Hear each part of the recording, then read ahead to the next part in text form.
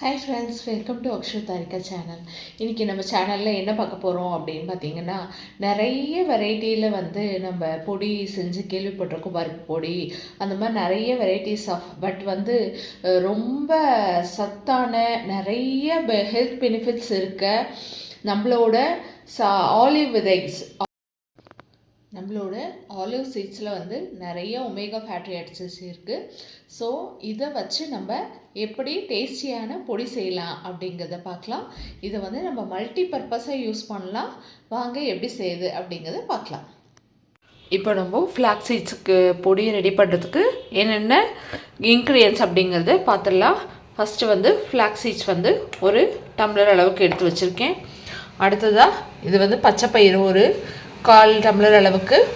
அடுத்து கடலைப்பருப்பு, அடுத்து உளுத்தம்பருப்பு ஒரு 1/2 டம்ளர் அளவுக்கு எடுத்து வச்சுருக்கேன். ஒரு 10-12 பல் பூண்டு, ஒரு 10 பல் மிளகாய், கொஞ்சமாக 1 டீஸ்பூன் அளவுக்கு எள்ளு, கொஞ்சமாக மிளகு ஜீரகம்.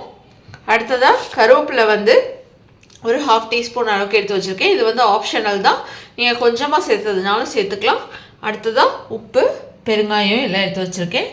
இப்போ நம்ம இதை எப்படி வறுத்து பொடி ரெடி பண்ணலாம் அப்படிங்கிறத பார்க்கலாம் வாங்க.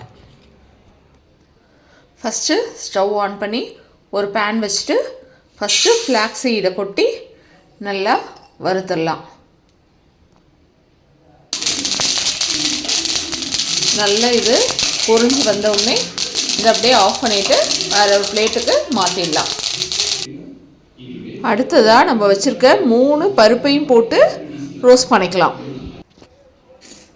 நல்லா இப்படி 3 பருப்பும் கொஞ்சம் கலர் சேஞ்சு நல்லா கோல்டன் ப்ரௌனுக்கு கலர் சேஞ்ச் பண்ணி வந்தவுடனே இதை அப்படியே எடுத்து ஒரு பிளேட்டில் கொட்டிக்கலாம். அடுத்ததாக இந்த எள்ளு, மிளகு, ஜீரகம் எல்லாத்தையும் போட்டு நம்ம ரோஸ்ட் பண்ணிக்கலாம். நல்லா எள்ளு இந்த மாதிரி பொரிஞ்சு வந்தவுடனே எடுத்து ஒரு பிளேட்டில் கொட்டிக்கலாம். அடுத்ததாக கொஞ்சமாக எண்ணெய் விட்டுட்டு இதில் வரமிளகா, பூண்டு எல்லாத்தையும் போட்டு நல்லா கோல்டன் ப்ரௌன் ஆகிற அளவுக்கு பொரிச்சிக்கலாம். இதெல்லாம் வரிப்பட்டு வந்தவுடனே இதுலேயே கருவேப்பிலையும் கொட்டி லைட்டாக வறுத்துட்டு இது பண்ணிடலாம். இது ட்ரையான கருவேப்பிலை தான், அதனால் நான் இதிலே கொட்டி வறுத்துருக்கேன்.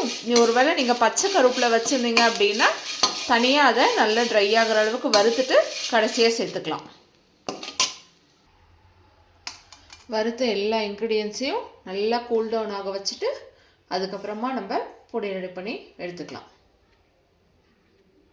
ஃபஸ்ட்டு நம்ம வறுத்து வச்ச ஃப்ளாக்ஸ் சீட்ஸை கொட்டி ஓரளவு கிரைண்ட் பண்ணிவிட்டு அதுக்கப்புறமா மற்ற இன்க்ரீடியன்ஸ் எல்லாத்தையும் கொட்டி பொடியாக ரெடி பண்ணிக்கலாம்.